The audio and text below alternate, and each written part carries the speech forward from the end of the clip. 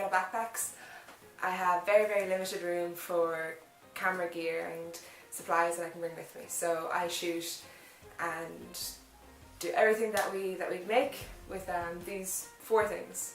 We have the camera, a lens, a mic, and a capture clip. So here are the 4 things that I use for shooting while we travel. First off is, of course, the camera itself. This is a Lumix GX8 or Panasonic GX8. It is a micro four thirds camera, so it means it has quite a small sensor that actually catches the image on, but it has a 20 megapixel sensor, so it's quite a high quality based camera. It shoots 4K video, RAW, it has an articulated screen. It's been a pretty great camera all around. It feels quite like sturdy and robust, it doesn't feel very plasticky. And what's nice about this articulated screen is that it flips in and gets covered, so when it's hanging off in my bag or whatever all day, I'm not scratching the screen to bits. So when we started these walks, I started with the kit lens. It's a 14-42 mil lens with a 3.5 to 5.6 lowest f-stop range, which was fine, but it really wasn't giving me the kind of photos that I wanted to create. So nowadays I'm using another Panasonic lens. It is 25 mil, but it goes down to a 1.7. I personally really like shooting off prime lenses. The main difference between these 2 lenses is that this lens inside it doesn't have image stabilization, whereas this one does. So when I'm filming, this lens has no, the camera and lens don't work at stabilizing the image as I'm filming. Okay. Item number 3, I still can count. Item number 3 is our mic. It is a Rode Video Micro without the windsock. It's quite a small, compact mic, but it vastly improves the sound quality. We have named him Arthur. He has some eyes. Here is just a huge mess of cables that I have tied up with electrical tape. The mic takes a 0.35 in and gives you a 0.35 out, which is standard across camera ranges. However, the GX8 takes a 0.25 in. So originally I had one long cable connected into another twisty cable that would plug into the camera.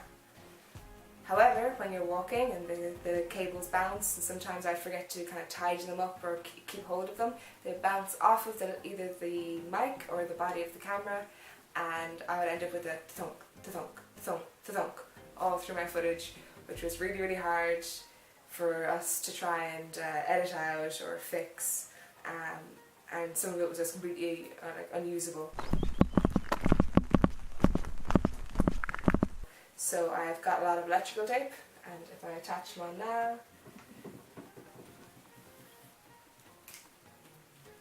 you'll see just how nicely it sits in a nice L bracket, or like a 90-degree angle kind of a shape. So last thing I have to talk about is the capture clip by Peak Designs. So this has been really handy. I only got this very recently. It is a very simple mechanism. You have a plate on the bottom of your camera, the same way you would with a tripod, and you have this piece here which opens up, clips onto a bag strap, or a belt strap, or wherever you want to put it, and the camera then just clicks in and is fixed in place. Push in this red button, it slides back out again.